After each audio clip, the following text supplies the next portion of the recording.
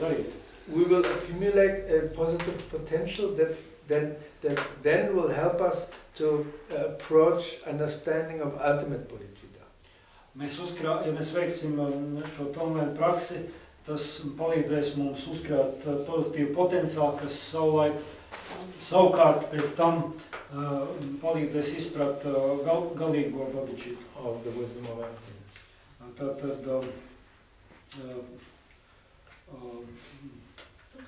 tukšo gudrību. And this concluding practice, which we just like very vaguely mentioned or touched, is a possibility of using the tonglen to diminish now directly the force of our desire, anger, and ignorance in its many manifestations. Un savukārt šai trešajā daļā, ja mēs izmantojam šīs apgūtās metodas, arī tonglen, tas palīdz samazināt alkas, dusmas un neziņu. So this is very practical. Tas ir kaut kas ļoti praktisks. And I don't know you, but I dare say this is at the reach of everybody present here. Es jūs nepazīstu, bet es uzdrošinos tomēr teikt, ka jebkurš no klātsošiem ir spējīgs veikt šo praksi. So if our mind doesn't come up with very, very intelligent excuses, vienīgajā gadījumā mūsu prātā nerodas kādi ļoti, kā es saku, izdomas pilni attaisnojumi. then there's no excuse not to do the practice. Tad nav attaisnojuma neveikt šo praksi. Okay. Now the one word about the interrupted daily regularity of practice. Jā, un tātad viņu vajadzētu veikt katru dienu, tātad nepārtraukt. When we receive tantric initiations, the tantric masters choose a very skillful means. They give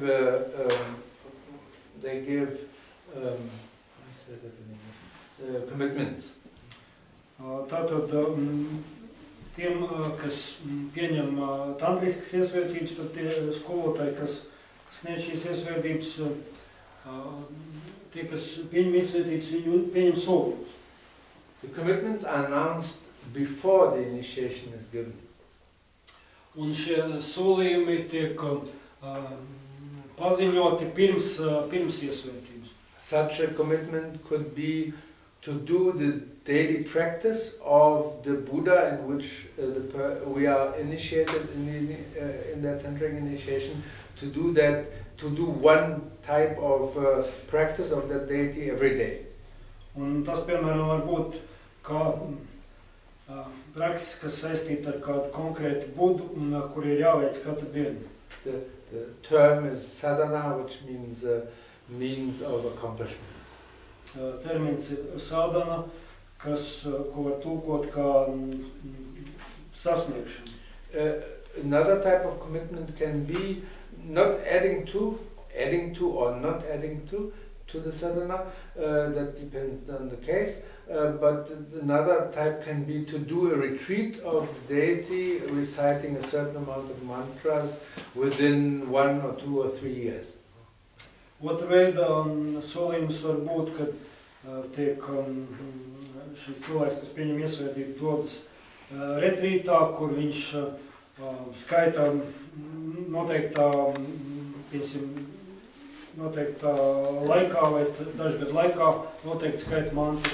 So just to be sure that you don't misunderstand, not retreats that are 1 year long or 2 years long or 3 years long, but in the space of 1 or 2 or 3 years to do a retreat, which will be a month, 2 months or 3 months. Tātad es pārpratu.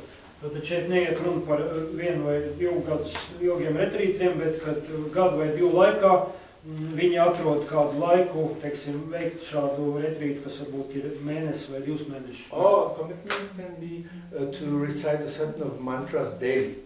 Vai arī solījums var būt skaitīt noteikts mantras, noteiktu daudzumu katru dienu. So, what is the reason that these commitments are given? Because, which is a little an absurdity.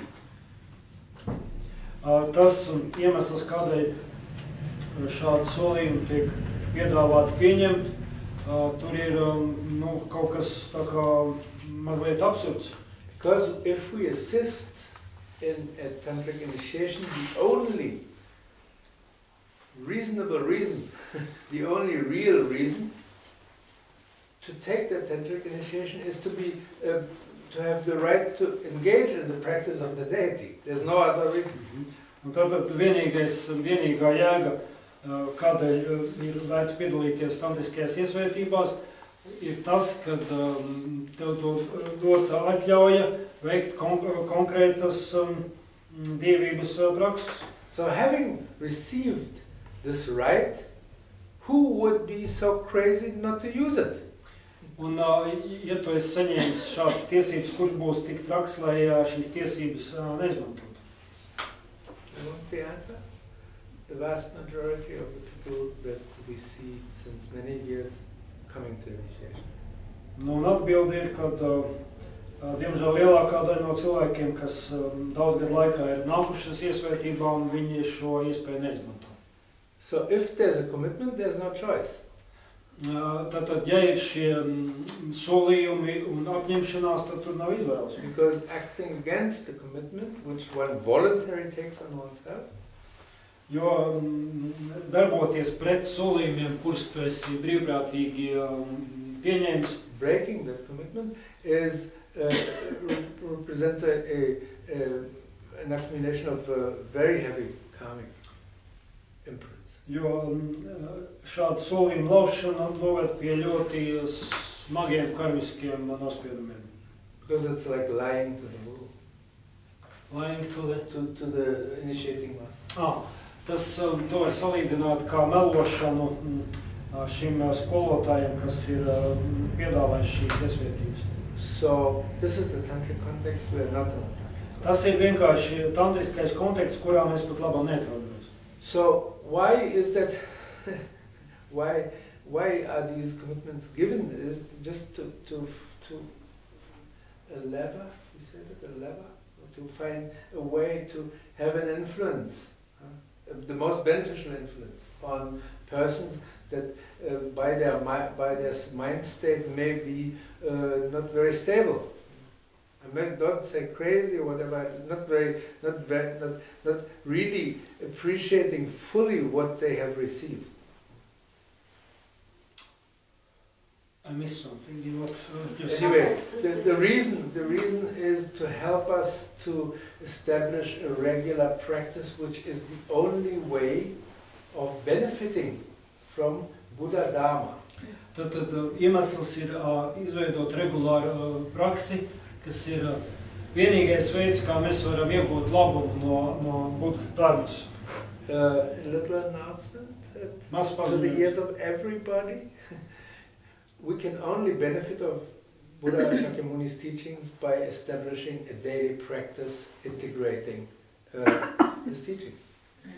This is very general, I'm not talking about this or whatever. Neliels paziņojums, ka mēs varam gūt labumu no Buddhas mācībām tikai tādā gadījumā, ja mēs izveidojam kādu konkrētu regulāru ikdienas praksi. There's no way whatsoever to benefit from these teachings if we don't integrate its contents by a daily practice. Nav nekādas iespējas gūt kādu labumu priekš sevis, ja mēs neintegrējam šīs mācības ikdienas praksē. So theoretically and also that exists in practically, you can become a very great scholar. Erudit. It's the same word in English, erudit? In Latvian there is such a word. a very great scholar of Buddhism.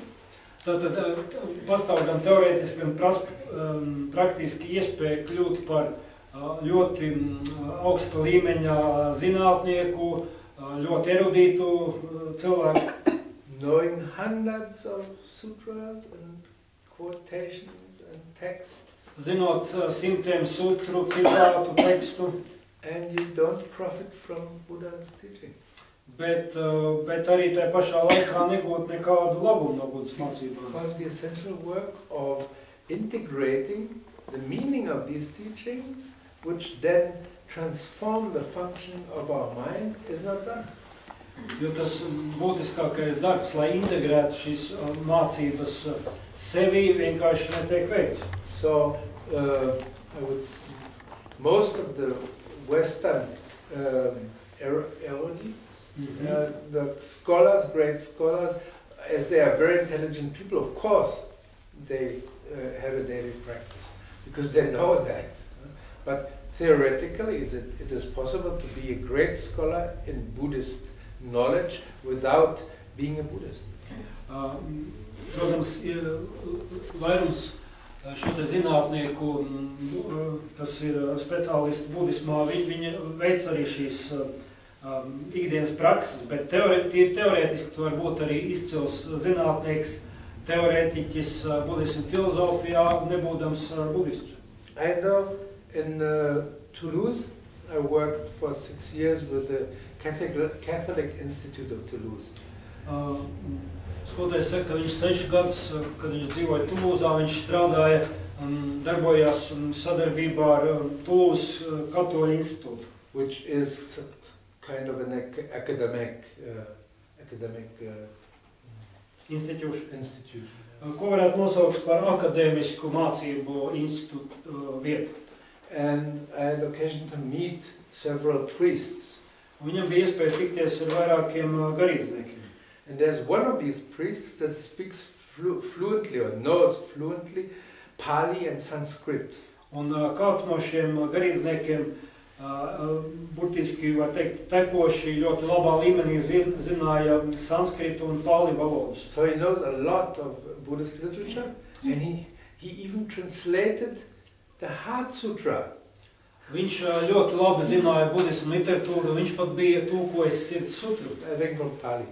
No the Heart Sutra into French, but he's not Buddhist. Viņš bija tulkojis Sirds sutru no pāli valodas franču valodā, bet viņš nav budists. Which is, please don't misunderstand me, everything that I say here is not a criticism. It is describing the way of using Buddha's teachings in order to change the quality of our lives. Saprotiet man pareizi, viss, ko es šeit saku, tas nav kādu citu tradīciju kritizēšana, bet vienkārši to, kā Buddhas mācības spēja vai nespēja pārveidot mūsu dzīvi. The quality of this life and by means of observing karma, the quality of the future life. Gan mūsu šīs pašreizējās dzīves kvalitāti, gan arī rēķinoties ar karmas likumu, arī mūsu nākošo dzīves kvalitāti. To do that, we necessarily need to establish a daily practice, and why should that be in an uninterrupted daily regularity? Un, lai mēs to spētu, mums ir vajadzīga ikdienas prakse, un kādēļ tai būtu jābūt nepārtrauktai? Because the minds of most of us are weak, so we find many excuses. Un tātad nepārtrauktai tādā nozīmē, ka tā, ir katru dienu, bez neizlaižot nevienu dienu, un kādēļ tai būtu jābūt šādai, tādēļ, ka mūsu prāts parasti atrod dažādu veidā attaisnošanos, kādēļ kaut ko tādu nedarīt. And all those among us that have commitments, daily commitments to do, and that cover 1, 2 or more hours, they know that their mind, our own minds, are extremely able to give us 1,000 reasons to which then make that at 10:30 in the evening we find ourselves with 3 hours of practice to go. And then it's hard. Un tie no klātsošiem, kuriem ir šāda veida solījumi, kur ir jāveic konkrēts ikdienas prakses, tie zina, kad mēs mēdzam atrast šādus attaisnojumus, un tad pēkšņi atceroties 10:30 vakarā, kad ir jāveic šāda prakse, kur varbūt aizņems 3 stundas, tad tas ir tiešām grūti. So, something to think about. Vielu pārdomāt. And that one, in an hour's time, an hour and a quarter, can be well done, correctly done. Un šo praksi var veikt stundas vai stundas un 15 minūšu laikā. If you have a free day and you elaborate, you can spend 2 hours, 3 hours, but you can do it completely in a satisfying way in 1 hour. Ja jums ir brīva diena, jūs varat, teiksim, viņu arī veikt ilgākā laika posmā, bet principā apmierinošā veidā to var veikt stundas un nedaudz vairāk laikā. Especially after some time, which means after a month or 2 having done it every day. Un it sevišķi tas nav grūti tad, ja piemēram kādu mēnesi tā ir veikt katru dienu. Meaning a month or 2 it will take a little more, because you have to take habit and the visualizations come easier, slowly. Tātad šo pirmo mēnesi tas varbūt arī varētu paņemt ilgāku laiku. Okay.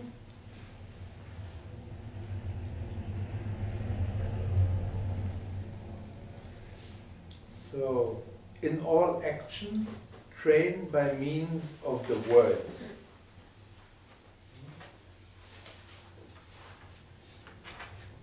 Visās darbībās vingrinies ar vārdu palīdzību. This suggests that during all your everyday activities, standing up, sitting down or sleeping, you should recite whatever is most appropriate, such as, some examples, may the sufferings and their origins of all beings ripen on me this very instant. Tas nozīmē, ka visās tavās ikdienas aktivitātēs, pieceļoties, apsēžoties vai gulot, to vajadzētu noskaidrot to, kas ir vispiemērotākais. Kā teiksim, lai visu rūpni ciešanu un to cēloņu nobriest priekš manis šajā pašā brīdī. Where are you? Instant? May the self suffer downfall. This is a little difficult. Translation. May the self be annihilated. Lai pats cieš bojājumu. May the self and real entities become no more, disappear and be lost forever. Lai pats un reāls vienības vairs nerodas un tiktu pazaudēt uz visiem laikiem. May my body, wealth and roots of virtue ripen upon sentient beings. Lai man ķermenis, bagātība un tikums sapnis nobriest priekš jūtošām būtnēm. Means may other sentient beings profit now, like take advantage or get the advantage of all that is good in me. Nu, tas ir domāts tādā veidā, lai visas būtnes spēj būt kaut kādu labumu no tā pozitīvā, kas ir mani. May my body, wealth, objects of enjoyment and roots of virtue ripen upon all sentient beings. Lai man ķermenis, bagātība un tikums sapnis nobriest priekš jūtošām būtnēm. May sentient beings attain all higher qualities of the path and the results of these at this very instant. Lai jūtošās būtnes sasniedz visas augstākās ceļu īpašības un to rezultātu šajā pat brīdī. Your actions will then follow after your speech, and it is said that the benefit of these realizations will then arise swiftly in your mind. Tavas darbības tā sekos tavai runai, un ir teikts, ka šo realizāciju labums ātri radīsies tavā prātā. The work entitled A Single Session of Mind Training was composed by the abbot of Nathan, the great Chim Namkha Drak. May the excellence contained in this equal space. Šo darbu saukt par vienas sesijas prāta vingrināšanu uzrakstīja Nārta Tankas abats dižais Chim Namkha Draka, lai izcilība, kas ietverta šajā, ir līdzsvērtīga izplatījumā. May the precious mind of enlightenment in its two aspects Dārgais apgaismības prāts divos aspektos arise in my mind and in the minds of all sentient beings where it doesn't exist yet. rodas manā prātā un visu citu būtņu prātā, kur tas vēl neeksistē. Where it has been born, may it be always completely protected against all mental poisons. Kur tas jau ir radies, lai tas vienmēr tiktu aizsargāts pret visām mentālajām indēm, Especially against the power of discouragement. īpaši pret drosmes trūkumu, So, never diminishing force, lai tas nekad nesamazinās spēkam, but always grow stronger, bet vienmēr pieaug tikai stiprāks un stiprāks. transforming us thus into fully enlightened Buddhas. Pārveidojot mūs par pilnībā apgaismotiem budām, which we wish to become for others. par kādiem mēs vēlamies kļūt citu labā. Because Buddha is always for others, Jo Budas vienmēr ir tikai citu labā, only for others. tikai citu labā.